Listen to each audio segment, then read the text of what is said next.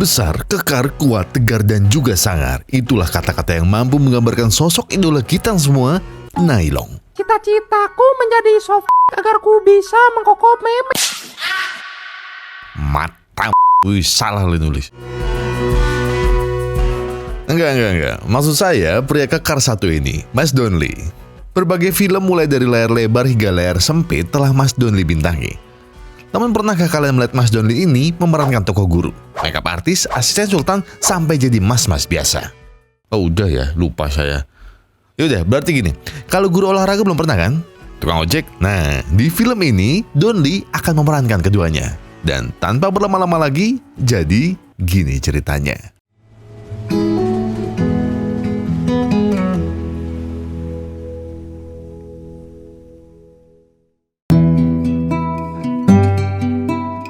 Pria yang sedang duduk manis ini bernama Kim Jang-soo, atau lebih mudahnya kita panggil saja Don Lee.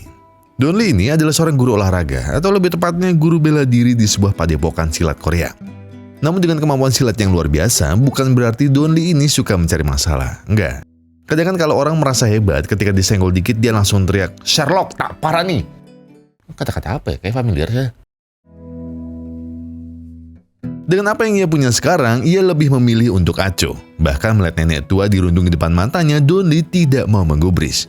Bagi Don Lee, tenang dan kedamaian adalah segalanya. Urusanmu itu urusanmu, dan urusanku adalah urusanku. 덩치는 산만해가지고. 이런 씨. 뭐 저런 게 다 있어. 씨. Namun keacuhan ini Don Lee lakukan bukan tanpa sebab.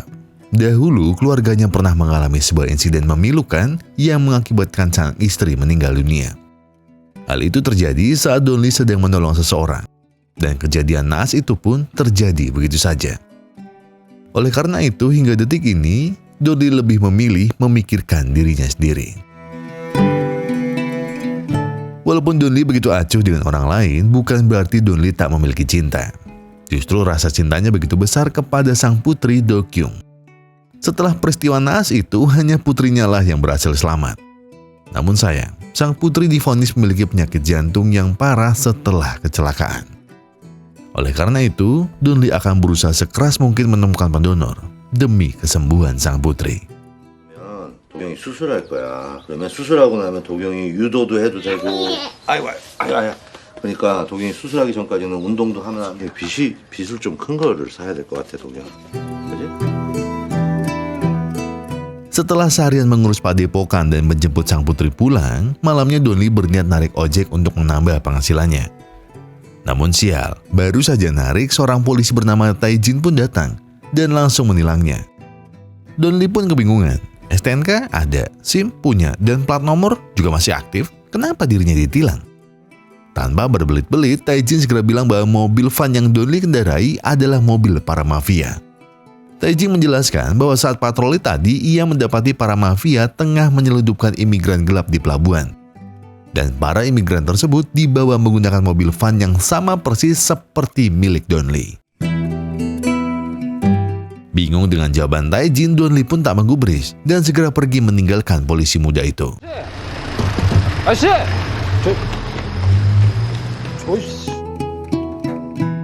Namun paginya, Tae-jin kembali berpapasan dengan Don Lee.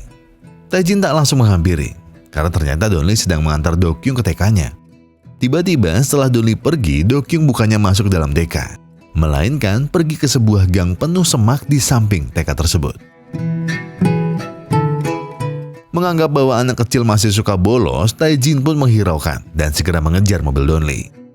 Akhirnya ia pun sampai di sebuah padepokan. Di sana terparkir rapi mobil van milik Don Lee. Segera Tae-jin memfotonya. Don Lee yang melihat itu segera marah dan bertanya mengapa Tae-jin terus mengikutinya. Kembali Tae-jin menjawab, dia yakin bahwa mobil van mafia malam itu adalah mobil Don Lee. Dan ia yakin juga bahwa pria kekar gaha raksasa di depannya adalah bagian dari mereka. Tak menggubris apapun tanggapan dari Don Lee, Tae-jin pun langsung memotret dirinya dan segera pergi untuk membuat laporan.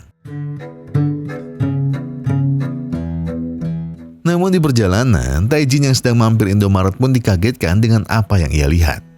Nampak para mafia yang dilihatnya malam itu keluar dari sebuah karaoke. dan dijemput dengan mobil lain yang bukan van milik Donli. Oleh sebab itu, Tae-jin merasa bahwa ia salah sasaran kali ini. Sebelum berlanjut ke dalam cerita, alangkah baiknya saya memperkenalkan polisi muda kaya raya dan tampan seperti saya ini. Jun Tae-jin, hidup sebagai polisi seringnya menjadi impian pemuda di kampung saya. Gaji oke, respek oke, semuanya oke. Pengen dapat pacar, tinggal pepet terus bilang, "Halo Dik, perawat atau bidan?" 왜? 칼드 사람 자꾸 열받게 할래?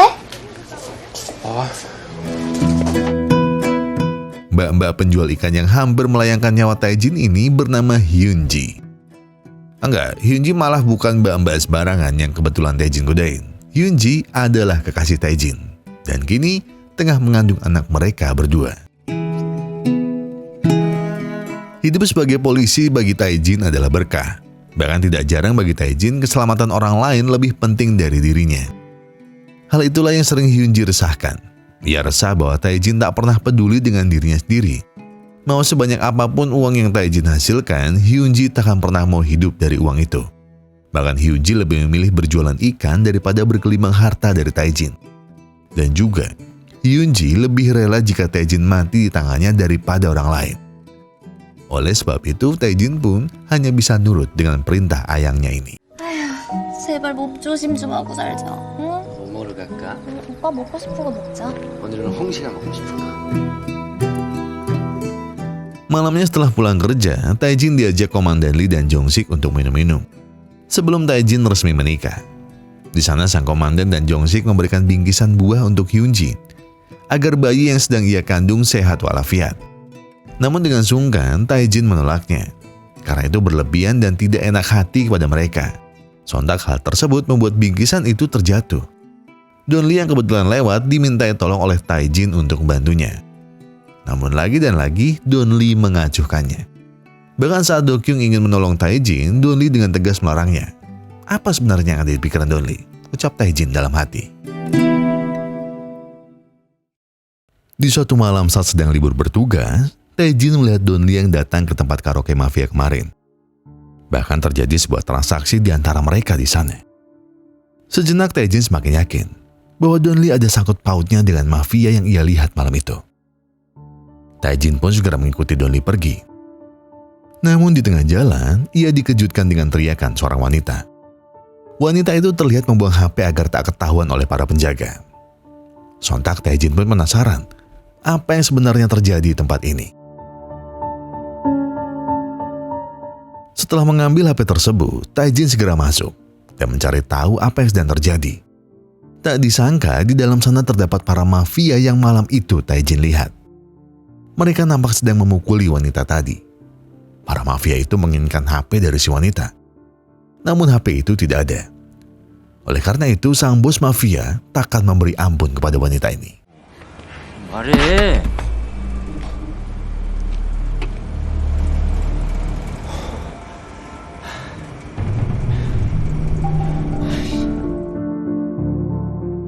Esok paginya, Tae-jin segera bilang ke Jong-sik bahwa semalam ia menemukan sebuah hal besar. Sebuah video penyelundupan imigran gelap dan juga penganiayaan wanita di sebuah karaoke. Jong-sik pun bertanya apakah itu video asli. Dengan penuh keyakinan, Tae-jin menunjukkan buktinya. Sebuah memory card dan menambahkan bahwa Tae-jin juga melihat dengan matanya sendiri. Namun belum sempat Jong-sik bertanya lagi, sebuah telepon masuk ke ponsel Tae-jin.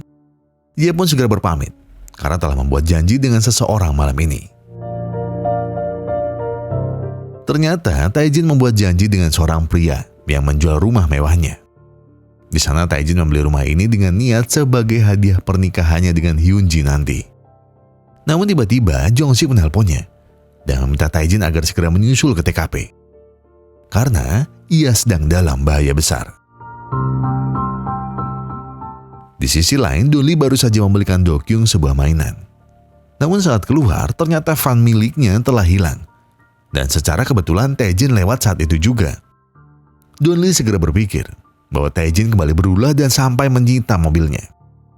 Dengan hanya bermodal kaki, Donli segera mengejar Tae-jin untuk mendapatkan penjelasannya. Tae-jin pun sampai ke lokasi yang diminta Jong-sik. Di sana ia segera memanggil Jong-sik. Namun tak keluar jawaban satupun. Tae-jin mulai merasa aneh dan curiga. Tiba-tiba seseorang datang dari belakang dan menyerang Taijin. Awalnya Taijin sanggup melawan, namun setelah itu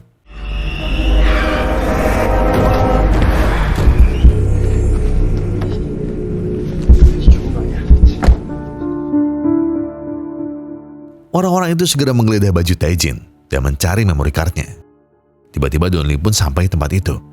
Dia segera masuk dan memanggil Taijin. Namun dia terkejut saat melihat Taijin terkapar lesu di tempat itu. Para penjahat pun segera menyerang Donli. Namun dengan mudah Donli habisi mereka semua. Tapi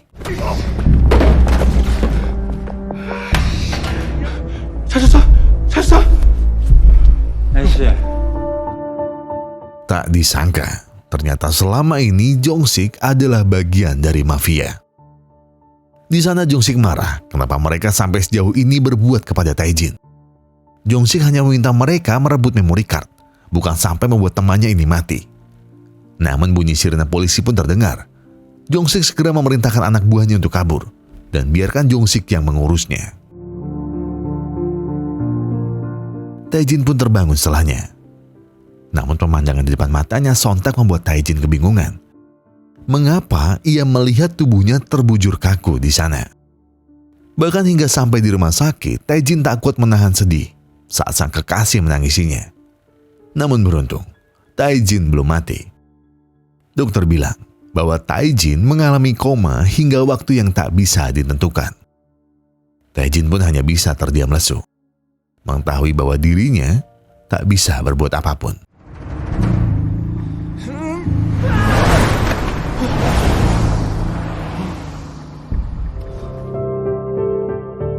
Keesokan paginya, Donli akhirnya tersadar. Dia langsung memaksakan diri untuk pergi, karena Do-kyung akan sendirian tanpa dirinya nanti. Namun luka benturan di kepalanya jelas terasa begitu menyakitkan, sampai-sampai Donli tak mampu untuk berjalan. Suster juga bilang bahwa Donli tak perlu repot-repot pulang menemui sang anak, karena ia berada di sisinya selama ini. Tiba-tiba para polisi pun datang dan segera menanyai Donli tentang kejadian malam itu. Setelahnya Donli dan Taijin kembali berpapasan. Taijin pun terkejut saat ia sadar bahwa Donli mampu melihatnya. Donli pun tak menggubris dan segera meminta Taijin pergi.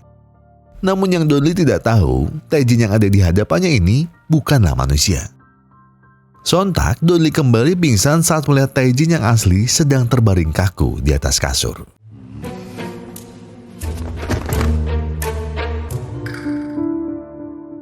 Setelah sadar, Taijin tak berhenti mengikuti Donli begitu saja.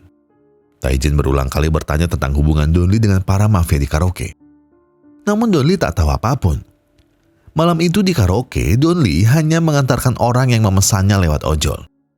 Dan saat di dekat pelabuhan, sebenarnya ia ke sana untuk mengenang dan menyebarkan abu mendiang istrinya. Taijin yang mendengar itu pun segera diam. Dia meminta maaf telah menuduh Donli. 귀신 일을 도와주겠어? 어? 저 아직 귀신 아니에요. 아직 안 죽었어요. 몰라. 나 상관없어. 나 몰라. Taijin pun kembali ke ruangannya.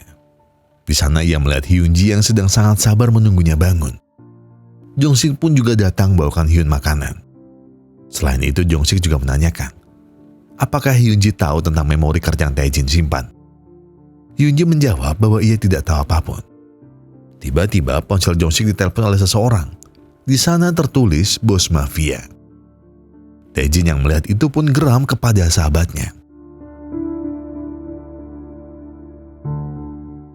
Ia pun segera mengikuti kemana Jong-sik pergi. Di sana ia mendapati bahwa Jong-sik sedang bertemu dengan bos mafia bernama Seo. Seo pun memakai Jong-sik karena tak becus menemukan memory card itu. Padahal di dalamnya terdapat bukti kejahatan mereka semua. Dan Jong-sik pun terseret ke dalam kasus ini. Namun Jong-sik tak peduli. Dia marah kenapa Seon tak membatasi anak buahnya saat menyerang Taijin.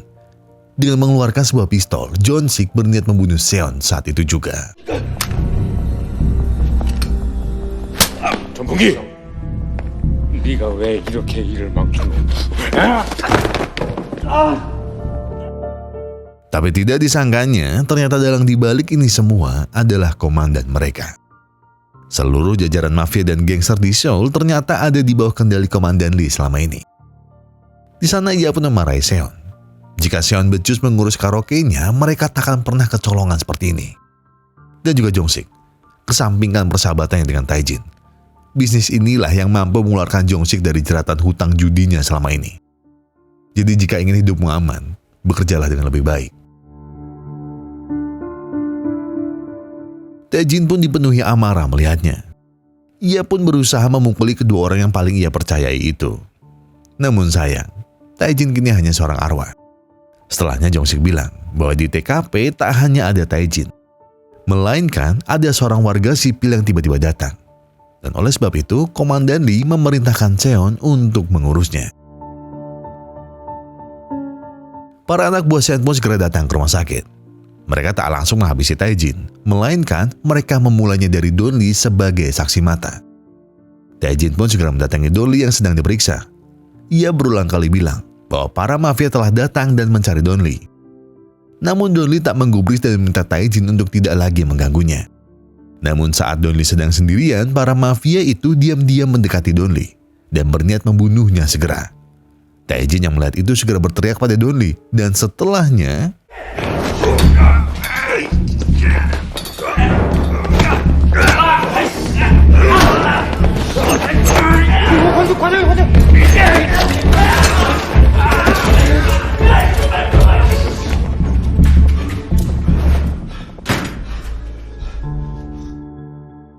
malamnya, Hyunji masih setia menanti Tae-jin sadar.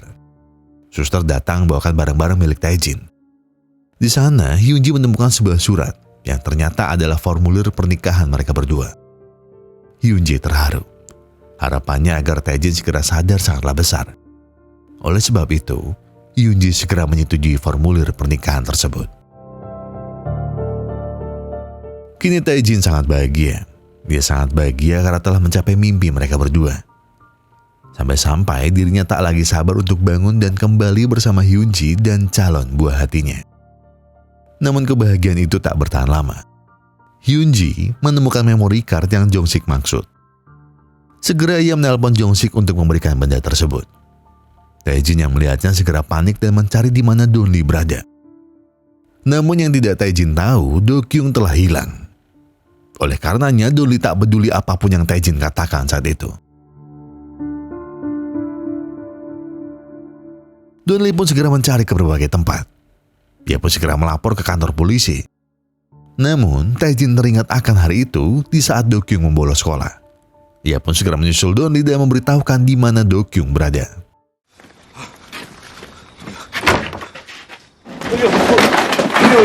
동이 왜 이래? 동이야, 잠깐. 여기야, 여기 이쪽으로 우리. 먹기 말아 돼. Sesampainya di rumah sakit, dokter berkata bahwa penyakit jantung Do-kyung telah kambuh. Dan jika mereka terlambat sedikit saja, mungkin Do-kyung tak akan bisa tertolong. Setelah kejadian itu, Don Lee berterima kasih kepada Tae-jin yang telah menolongnya. Ia meminta maaf bahwa selama ini terlalu acuh kepadanya. Namun Tae-jin harus tahu, keacuhannya ini bukan tanpa sebab. Ia takut untuk membantu orang lain sampai kehilangan orang yang ia sayangi lagi. Dan Don Lee hanya bisa meminta maaf kembali kepada Tae-jin dan berterima kasih seraya pergi dari tempat itu. Tak beberapa lama setelah Don Lee pergi, Tae-jin melihat Hyunji dan Jong-sik sedang bertemu. Dengan seluruh kekuatan yang ia punya, Tae-jin berusaha menghalangi mereka. Namun apa daya, Tae-jin hanyalah sesosok arwah yang penasaran. Ia takkan bisa berbuat apa-apa. Ditambah lagi sepertinya tubuh asli Tae-jin mengalami masalah.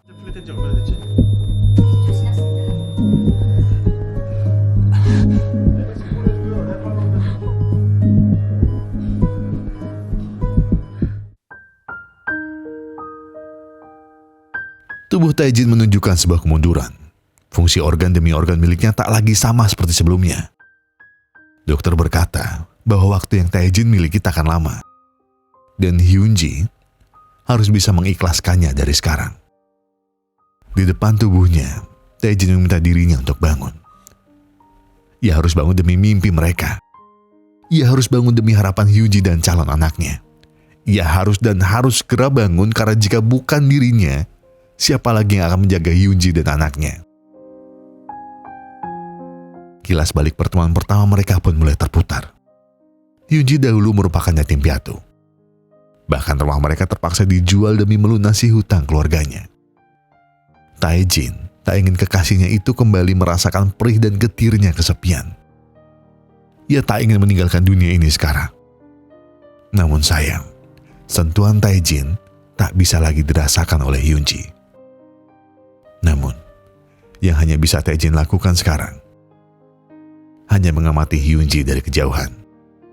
Ia berharap bahwa Tuhan berbaik hati memberinya sedikit waktu untuk membawa tawa dan bahagia kepada kekasih dan anaknya nanti.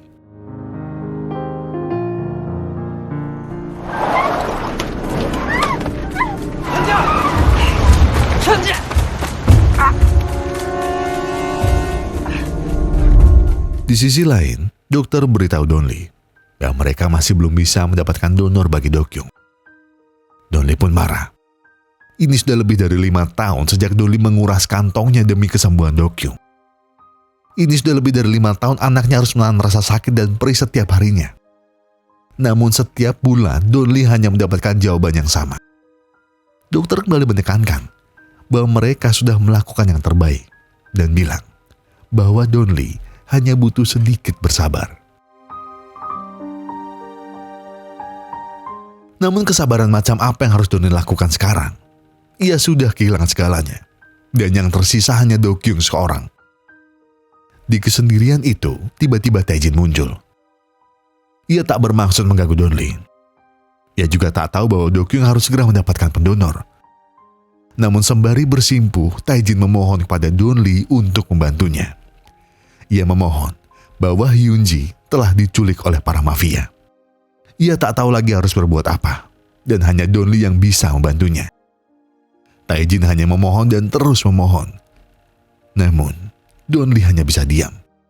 Dan melihat itu, Tae-jin paham dan meminta maaf kepada Donli karena selalu merepotkannya. Ya.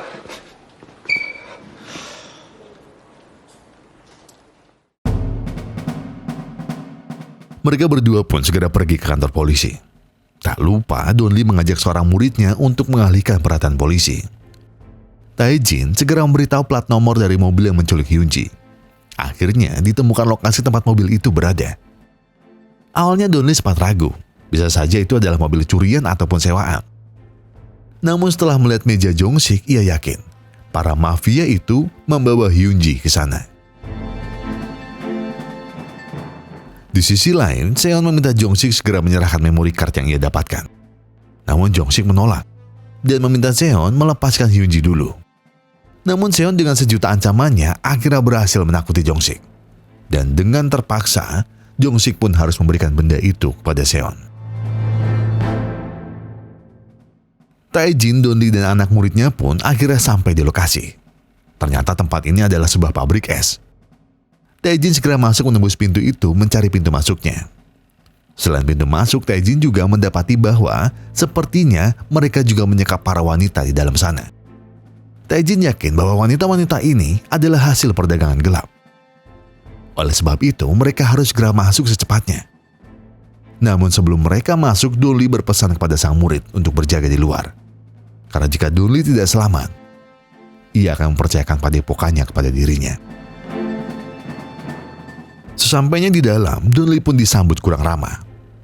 Mereka tak asing dengan wajah Donli. Mengapa supir ojol miskin sepertinya bisa sampai ke tempat ini?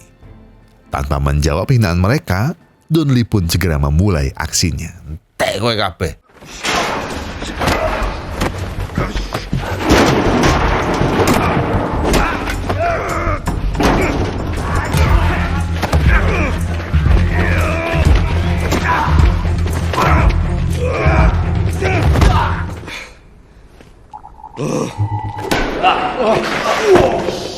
Ya, emang itu. Di sisi lain, Seon mengeluh kepada Lee karena bayarannya terlalu kecil. Ia bilang bahwa hampir seluruh pekerjaan telah ia lakukan. Namun mengapa Jong-sik dan Lee yang mendapatkan uang paling banyak? Dengan dingin, Komandan Lee meminta pasukannya untuk segera membunuh Seon saat itu juga. Setelah itu, Lee segera membebaskan Jong-sik. Namun ia bilang bahwa Jong-sik harus bisa tutup mulut dari semua ini, termasuk masalah Tae-jin. Lee juga menambahkan bahwa mereka tak perlu membawa Hyun-ji pergi. Biarkan saja wanita itu membusuk dan mati seperti kekasihnya. 뒤진 새끼가 무슨 말을 해?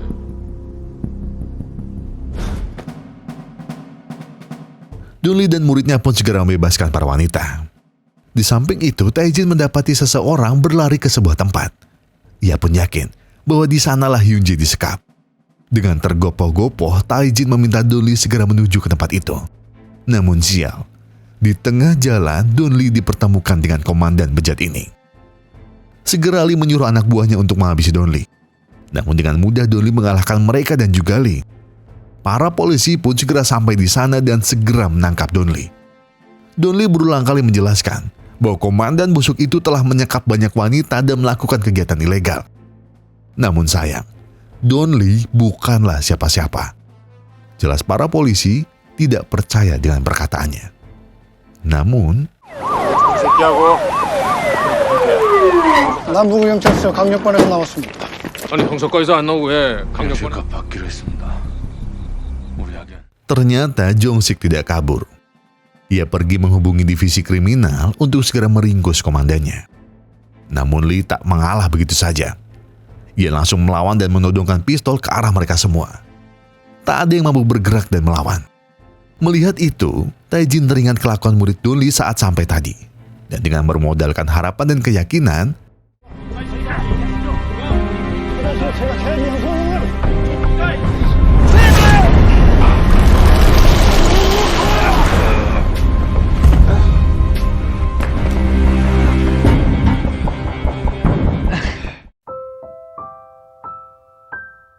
setelah ditangkapnya Lee, Tae-jin dan Dun Lee segera pergi menyelamatkan Hyun-ji.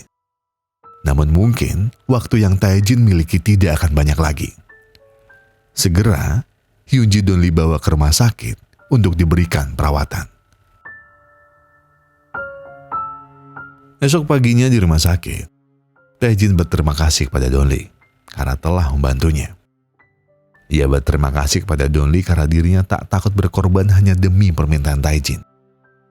Dan oleh sebab itu, Tae-jin ingin Dun Lee membantunya sekali lagi. Tidak sulit. Dan Tae-jin pastikan bahwa ini adalah permintaan terakhirnya.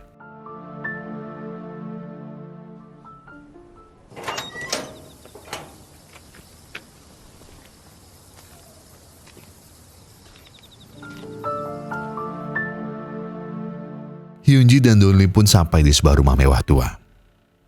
Sebuah rumah yang memiliki cerita bagi Hyun-ji.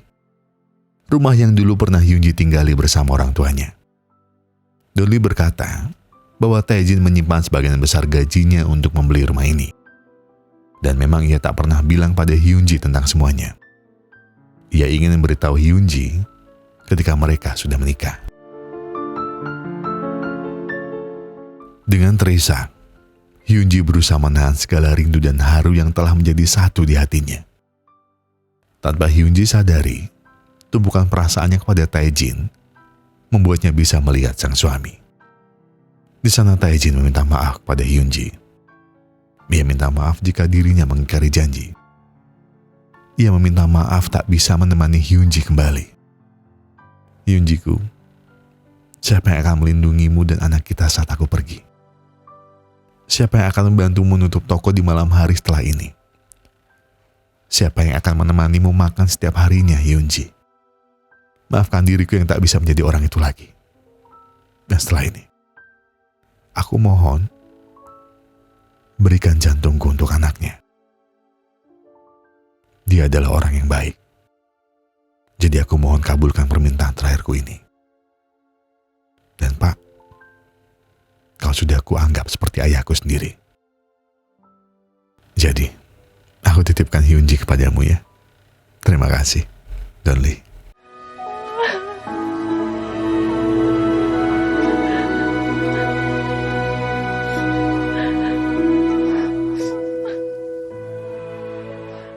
Beberapa hari setelahnya, dokter akan menjalankan operasi pendonoran jantung kepada Do-kyung. Di sana seorang dokter terhenti langkahnya saat melihat Don Lee. Ternyata dokter ini adalah orang yang dahulu pernah Don Lee tolong saat kecelakaan. Ia telah mencari Don Lee kemana-mana dan ingin membalas kebaikan Don Lee. Oleh sebab itu, sang dokter berjanji akan berjuang semaksimal mungkin demi keberhasilan operasi ini. Dan lalu soal biaya, Don Lee tak perlu pusing memikirkannya. 마취 완료됐습니다. 시작하겠습니다. Beberapa bulan pun berlalu. Semua peristiwa yang telah menimpa Don Lee kini membuatnya sadar. Ia sadar bahwa menolong orang lain tidak seburuk yang ia kira selama ini. Ia sadar bahwa ketakutan di dalam kepalanya lah yang menahannya menjadi orang baik. Ia sadar bahwa ketika menjadi baik, maka seisi dunia pun akan membalasmu dengan kebaikan. Kini padepokannya pun semakin ramai. Awalnya Don Lee tak ingin menarik biaya kepada para muridnya. Tapi mereka dengan sukarela memberikannya kepada Don Lee. Itu semua hasil dari keberanian Don Lee saat menyelamatkan Hyunji dan meringkus Lee waktu itu. Nama Don Lee pun kian terkenal. Namun di balik hidupnya yang telah berubah lebih mapan, Don Lee tetap ingin hidup sederhana. Ia hanya ingin tetap melihat tawa kedua putrinya dan sang calon cucu. Hanya itu yang Don Lee inginkan sekarang. 좋은 소리야. 언니, 응? 선물. 이게 뭐야? 여기도 이렇게 쉬운 데서 하는 사람이 나중에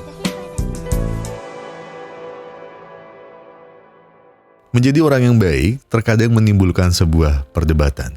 Banyak bahkan. Ada yang bilang jika kita terlalu baik akan mudah dimanfaatkan. Tapi menurut saya pribadi, gak ada ruginya juga kok kalau kita jadi orang yang baik. Bukan berarti kita berbuat baik maka kebaikan itu akan langsung datang. Enggak. Terkadang Tuhan menyiapkannya di suatu tempat dan di waktu yang tepat. Di saat kita hancur tak memiliki harapan. Di saat dunia terlihat seakan melawan kita.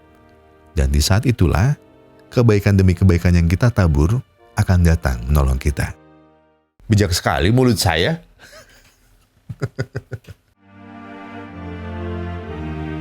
Saya Gogun dan beserta tim Booster Epic Glory mengucapkan terima kasih. Terima kasih untuk kalian yang sudah menonton video ini sampai habis. Terima kasih buat kalian yang sudah memberikan like-nya. Terima kasih buat kalian yang sudah memberikan komentar. Terima kasih buat kalian yang sudah memberikan subscribe. Dan juga terima kasih buat kalian yang sudah memencet tombol thanks-nya. Karena apapun yang kalian lakukan untuk channel ini sudah membantu channel ini untuk berkembang ke arah yang lebih baik. Dan kayaknya durasinya agak panjang, tapi ya udah nggak apa-apa lah. Daud tak sliding layarnya biar nggak nulis panjang-panjang lagi lah. Cuma nggak masalah, ini Daud jangan nulis kok, dan dia yang edit. Oh enggak ya, sing edit coba. Sugeng, oke. Oh ya, sekali lagi terima kasih. Dan untuk menutup video ini, saya ingin kasih pesan seperti biasa. Kalau kalian lagi ada banyak masalah dan itu berat banget, yang tenang, duduk dulu, ya kan duduk, yang tenang, pakai kepala dingin, tarik napas, buang, tenggak kopinya, ambil koreknya dan sebatin aja dulu.